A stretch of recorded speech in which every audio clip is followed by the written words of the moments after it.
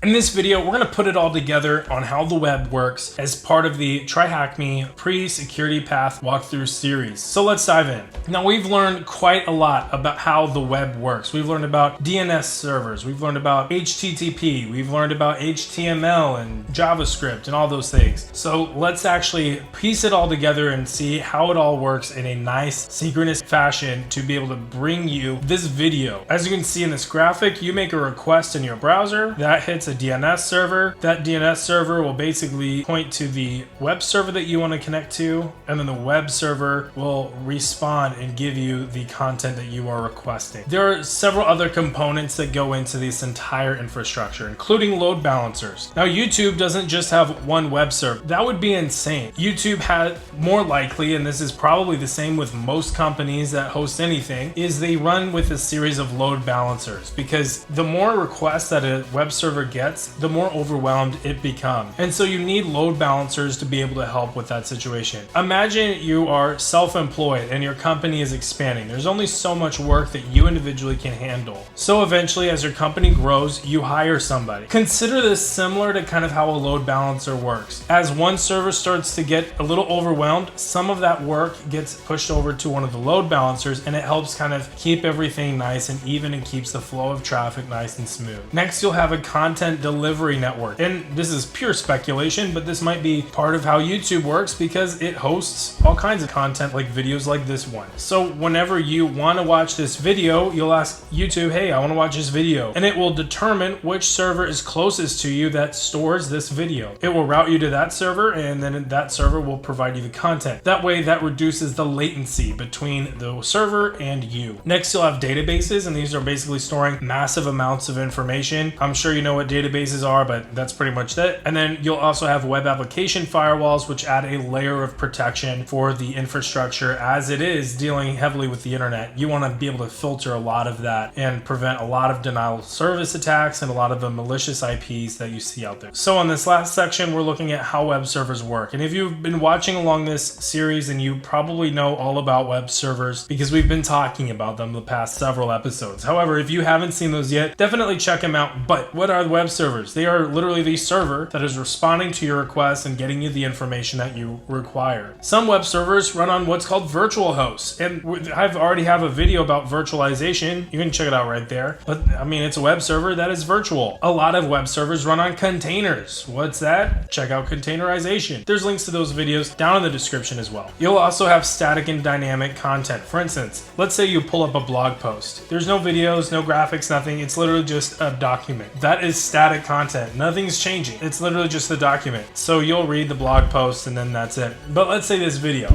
there's a lot going on. I mean, I'm moving around, I'm making noise. It's crazy up in here. This would be dynamic content. The web server will handle these kinds of content differently. Now, finally, there are scripting and backend languages like HTML, CSS, JavaScript. We've talked about those as well already. So finally, at the end, there's a practical exercise that includes a flag. You should definitely check this out and give it a shot. Grab the flag and then let me know down in the comments section if you had a lot of fun. So next, we're going to be going over Linux Fundamentals Part 1. If that's out already, check out the top video. If it's not, then you should catch up with the rest of this walkthrough and the playlist below. And as always, subscribe for more content because why not? I mean, it's free. Nothing's gonna happen. Nothing's gonna happen. Anyway, see you all next time.